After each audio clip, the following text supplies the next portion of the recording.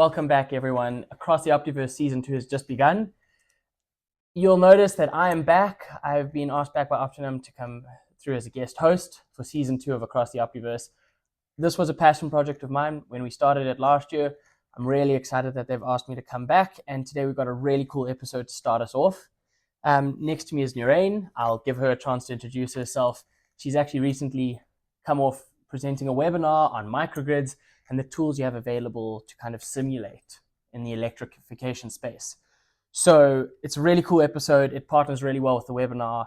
I would actually implore you to go watch it. It's really cool. I really enjoyed it, but we'll get there. Nur'ain, thank you so much for being here. I think just before we start off and get into the cool parts of this, I want to introduce you. So kind of let's start off with you. Who is Nur'ain? Yeah, so basically I'm an electrical engineer. I studied at FITS, so always while I was studying, my passions have been towards renewable energy, and it even was one of my electives while I was studying. And just using simulation engineering with digital twins, it has just like increased my passion. So amazing. That's really cool. And you came from the graduate program, correct? Yes, I did. That's really, really cool. I was lucky enough before I left to work with Nur'ain on a few projects and watch her grow in the space, and it was really incredible.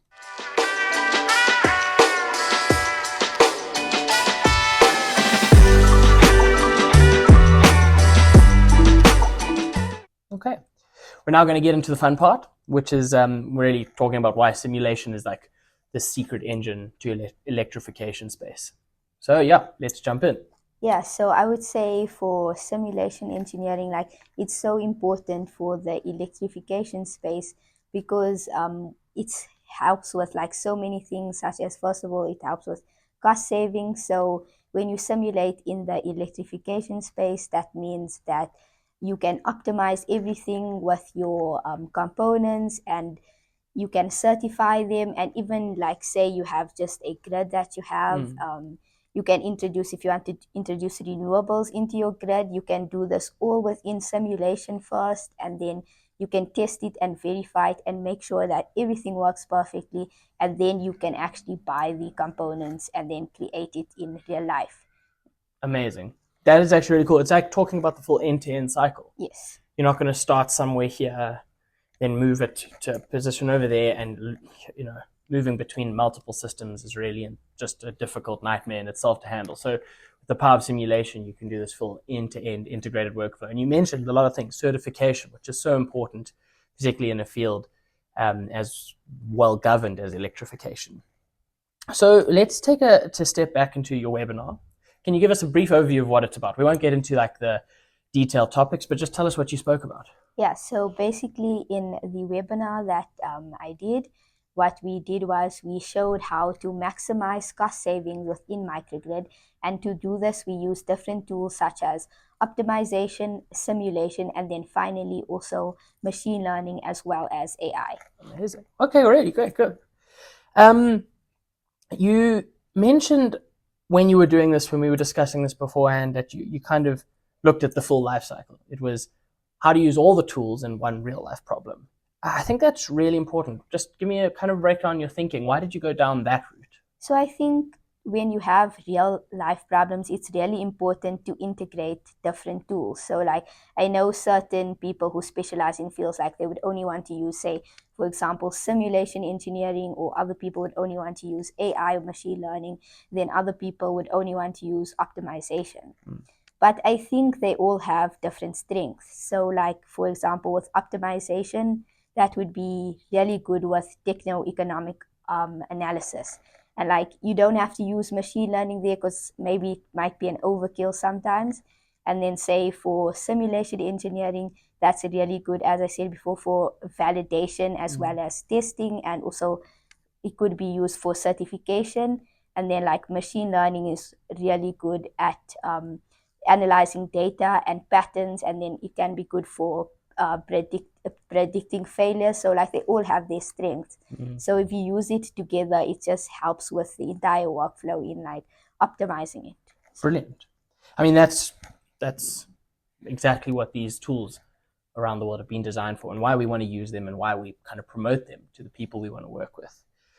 Let's take a step back. Let's zoom out. I mean, electrification is such a topic, particularly in Southern Africa, but in the world. Let's focus on South Africa. That's where we are. Why is there a need for simulation? Why is there a need to adopt these tools? So I think in South Africa, we all know the challenges that we face. So there's the obvious issue of load shedding, first of all, and then there's also power outages, and these power outages can be due to, say, substations not working or theft or many different kinds of things like that. So I think it's important, especially in the context of South Africa with simulation and this, so we can ensure that our systems can account for these things. Yeah. So like we can model our systems within the simulation environment, and then we can introduce all these faults like load shedding. Okay, the power will be off for this amount of time. Can we still find a way to supply our load? Or or we could introduce like if there's overcurrents or over voltages because of turning on and off the grid. So we can also introduce those types of faults.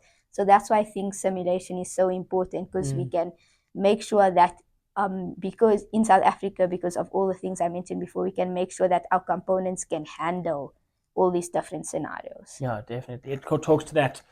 I mean, it's not a electrification specific benefit for simulation, but you don't have to spend a lot of money and a lot of time designing a component that won't work.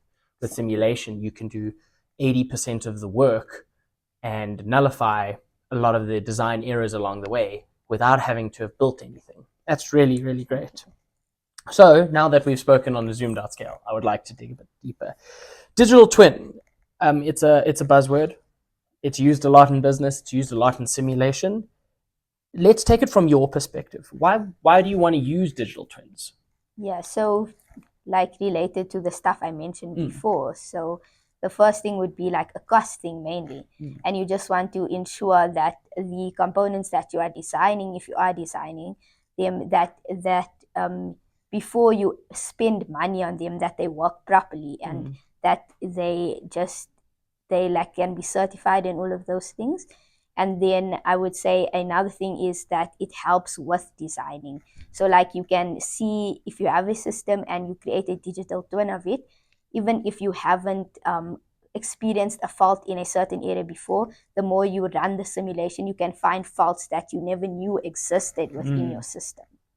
Yeah, and this also just, so it helps with the designing as well as the cost. And I think those are the main points that it helps with. Yeah, brilliant. I mean, maybe also just thinking about that, one of the other cool things I used to find with digital twins is that you created this first iteration of your design.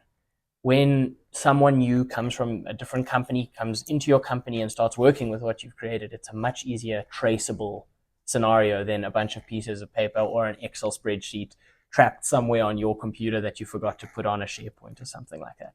I mean, that's also, again, I think it also goes back to cost. Less time trying to solve impossible problems. Exactly. Where it all builds it into a centralized place. That's really, really great.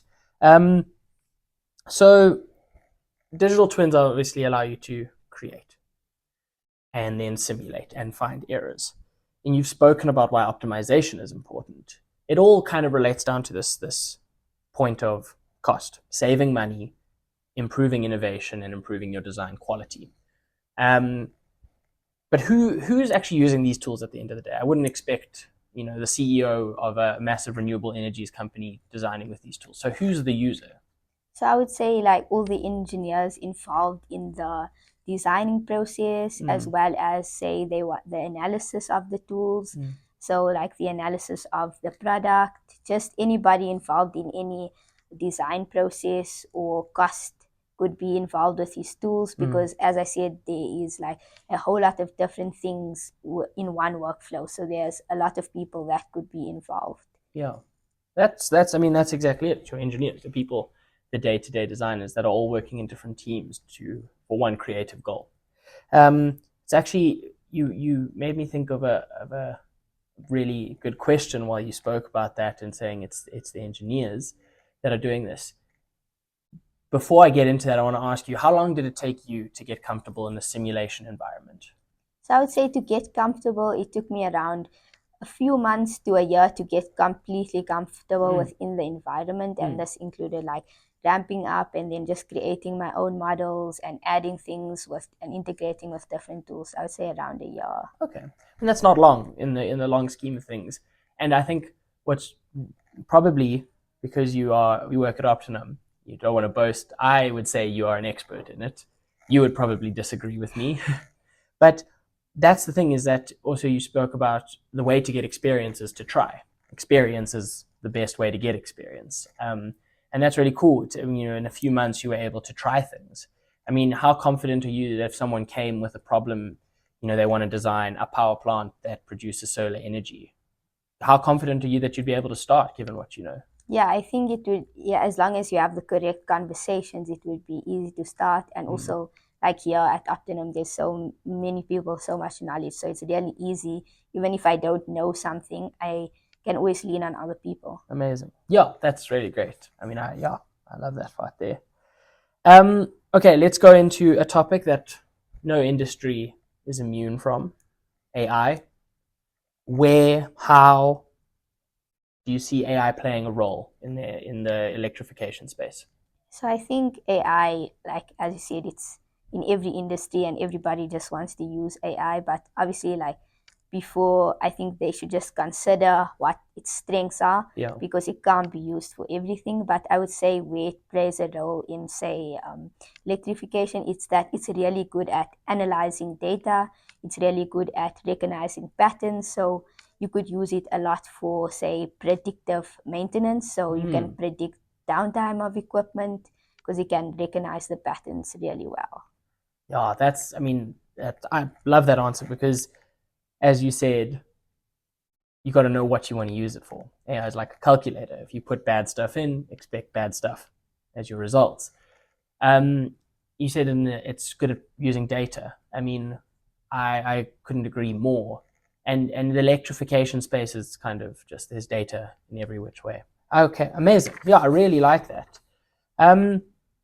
Okay, I want to talk to you about a bit of a kind of a good closing point before we get into our conclusions. Is you speak about electrification and all the things. Maybe let's talk about it. And I want to ask you, what's your favorite part of working in the electrification space? So I would say like my favorite part is the renewables. So Yeah. just like to see in a system how you can implement, say, solar as well as batteries. And it's really interesting how there's like so many different things you have to consider when doing this. Like you have to consider like the actual sunlight or the conditions you can't control. Then you also have to consider like cost and also load power and just things like, as I said, power outages, load shedding. So I think, yeah, that's my favorite part of it. Brilliant. Okay. Well, I mean, I think this has been a great conversation. You answered the questions really well, if I can be honest with you. I was hoping I would think of something in the moment, but you always beat me with your answers to me asking the question. So we can go. I want to close it off. I've really enjoyed this, and we've explored simulation, but focused in the electrification space. The market needs it, South Africa needs it, the world needs it, particularly with renewable energies and the state of kind of the Earth as it is. Renewable energies is an awesome field to get working in. I want to ask you, if you were watching this episode, what's the one thing you would want someone to take away? So I just want them to take away, like they should consider like all different types of tools. They don't have to be set in their ways. And there's just a whole bunch of opportunity. And they also don't have to be completely against machine learning or AI, but they should consider carefully when to use it, because you shouldn't just use it for everything. Yes. I mean, brilliant. I think that always talks to the point, is when you start something, don't just dive in without knowing what you're doing. Most of the time, the errors are made in the planning phase, and you can't fix them so late in the cycle. So yes, as you say, focus on your planning, what you need to consider, and what tools you have available to you before you go into the fun part of the design, which is the fun part. But if you get it right, the sky's the limit. Oh, well, Nur'ain, thank you so much. The simulation expert is what I'll call you. I really appreciate you taking out the time after presenting the webinar and now doing a podcast episode.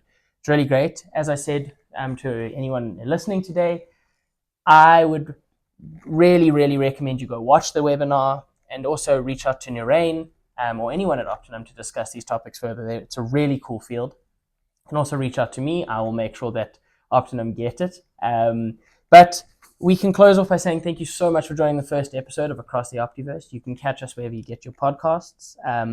There will be more coming on a monthly basis as we had it last year. The last Thursday of every month, a new episode. So we look forward to seeing you for season 2. Thank you so much.